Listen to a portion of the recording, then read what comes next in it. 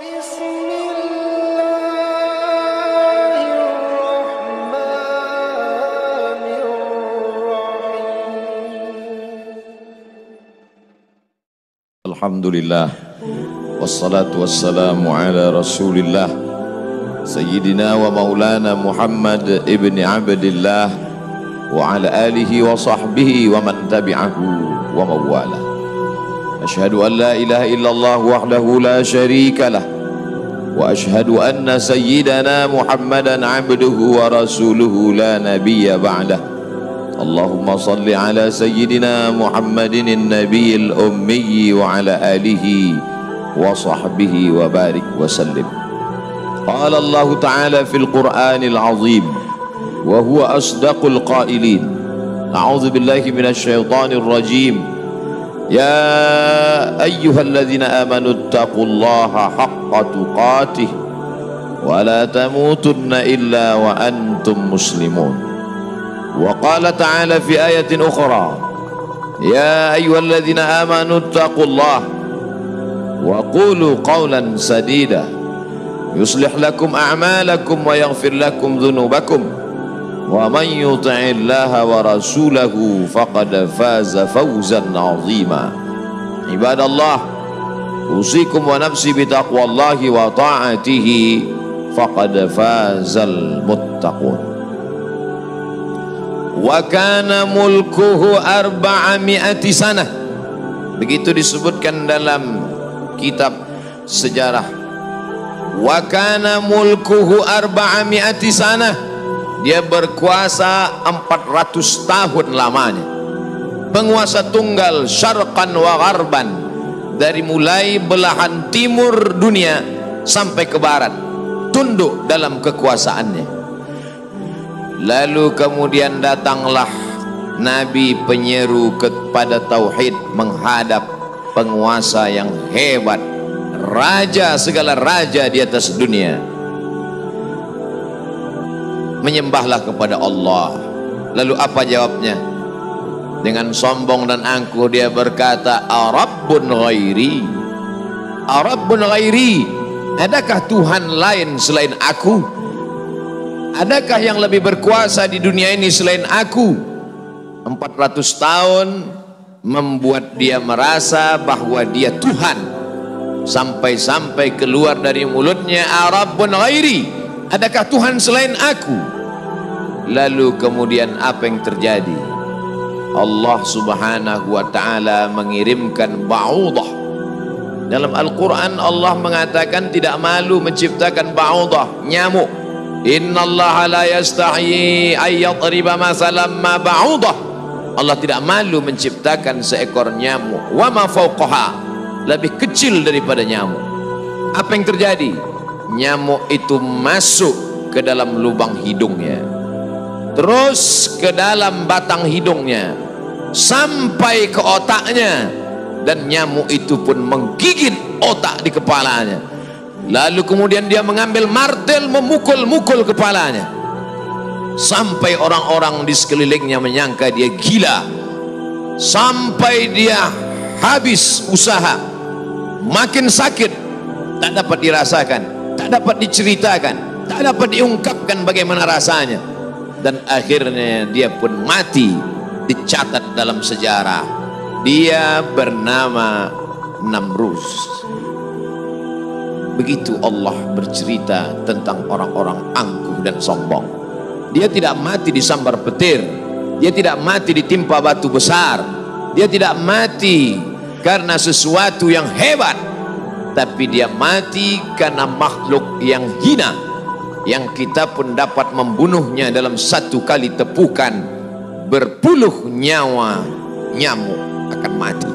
Tapi begitu Allah Ta'ala ingin menunjukkan kesombongan, keangkuhan orang-orang yang merasa dirinya Tuhan, jawabannya adalah kuasa Allah Subhanahu wa Ta'ala. Hari berganti, musim berubah, dunia ini diisi oleh orang-orang yang angkuh dan sombong. Selesaikah dunia dengan matinya Namrus? Tidak. Lahir lagi generasi yang lebih canggih daripada Namrus, lebih kejam daripada Namrus. Apa yang dia lakukan? yuzabbihuna abna'ahum wa yastahyuna nisa'ahum. Lebih sadis daripada Namrus. Anak laki-laki disembelih hidup-hidup, anak perempuan dibiarkan karena tidak melawan. Anak laki-laki yang dia nampak dalam mimpinya akan menarik mahkota kekuasaannya, anak perempuan dibiarkan melahirkan. Sampai pada akhirnya ketika dia berkata dengan lantang, kalimat berbeda, substansi makna yang sama, ana rabbukumul a'la, ana, aku, rabbukum, Tuhan kamu, a'la, yang paling tinggi. Ternyata kekuasaan boleh bisa merubah makhluk merasa menjadi khalik. Orang kalau sudah terlalu lama berkuasa, melihat manusia tertunduk-tunduk ketakutan, maka berubah dalam dirinya, berkata, kaulah yang paling berkuasa, engkau adalah Tuhan. Itu pernah terjadi pada Namrus dan menular kepada Farao. Al-Quran menyebut dia Fir'aun. Ana, aku, Rabbukumul a'la, Tuhan kamu yang paling tinggi. Bagaimana cara Allah mematikan Fir'aun? Diceritakan dalam Al-Quran. Falamma adrakahul gharaq, ketika dia tenggelam di tengah laut merah, masuk air itu ke dalam tenggorokannya dan masuk ke dalam lehernya, terus ke dalam dan masuk ke dalam paru-parunya.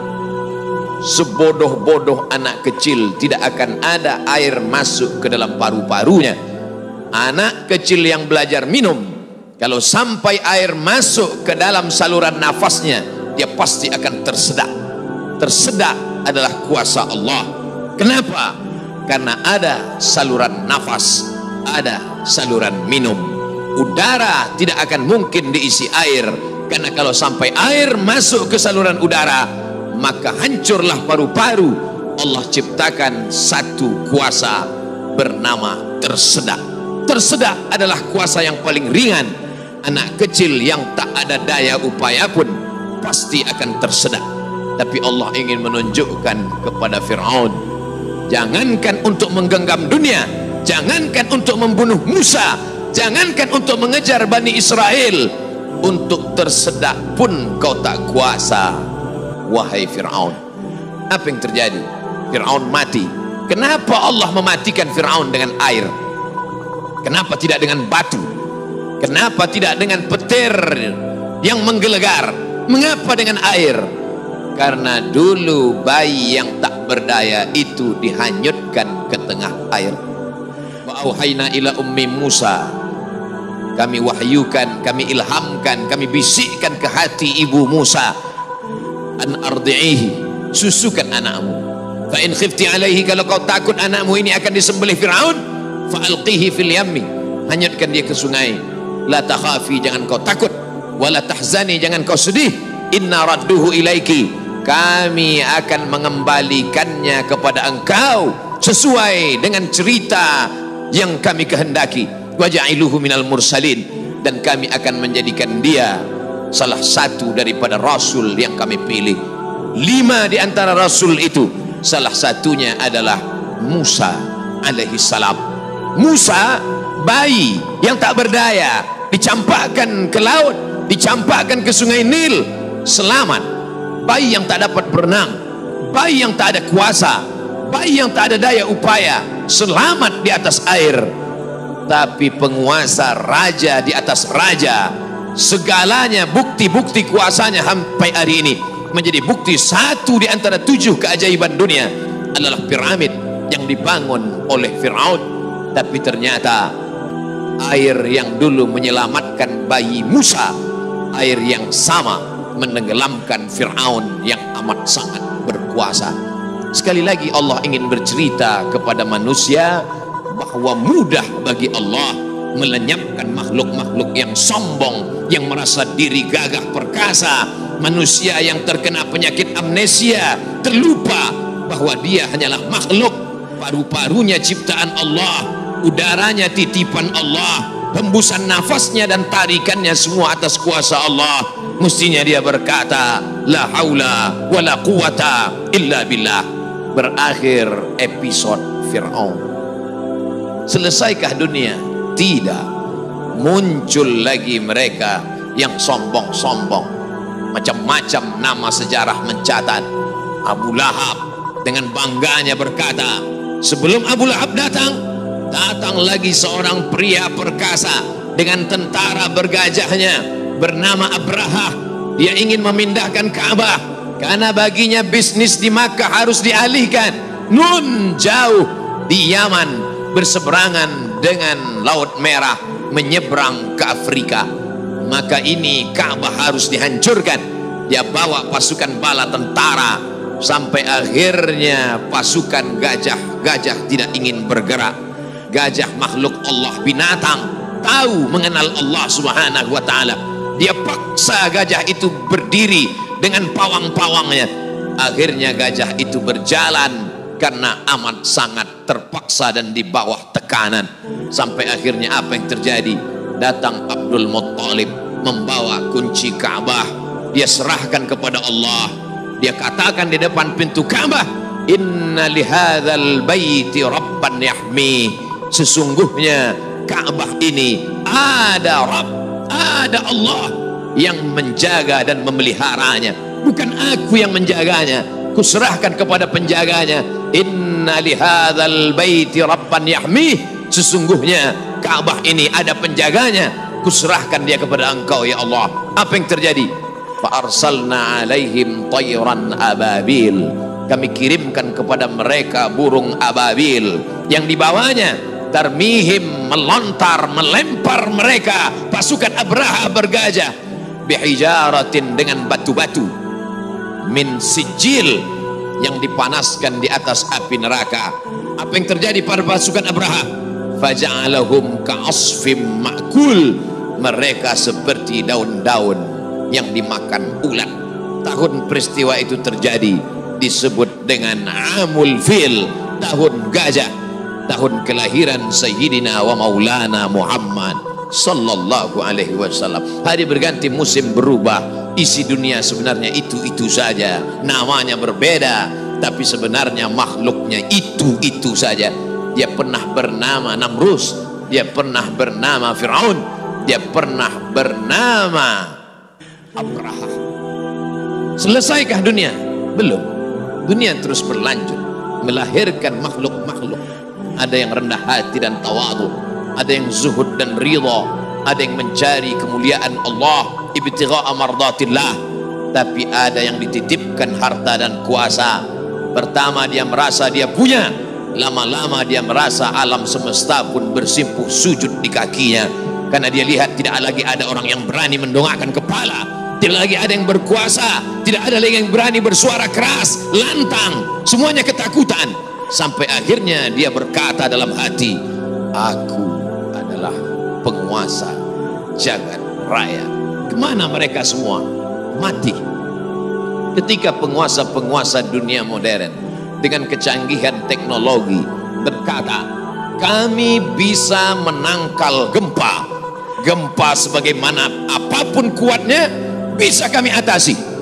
Ternyata begitu ujian Allah itu datang, bangunan yang mereka bangun porak-poranda, hancur berkeping. Datang lagi satu penguasa berkata, kami yang paling banyak jumlahnya di atas dunia, kami yang bisa menguasai alam semesta.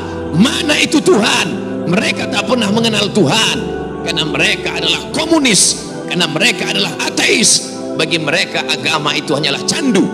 Orang yang terkena narkoba bagi mereka sama dengan orang yang dimabuk oleh agama, karena bagi mereka agama ini hanya opium saja. Manusia yang stres, manusia yang depresi, lalu dia menjalankan agama.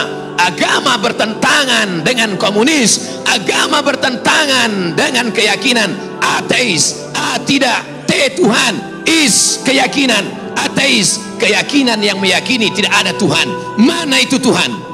Tidakkah kita melihat ucapan mereka sama seperti ucapan Fir'aun? Yang keluar dari mulut mereka sama seperti yang keluar dari mulut Namrus. Mana kuasa Allah? Allah mengirimkan bakteri-bakteri kecil, kuasa itu pun roboh, hancur berkeping.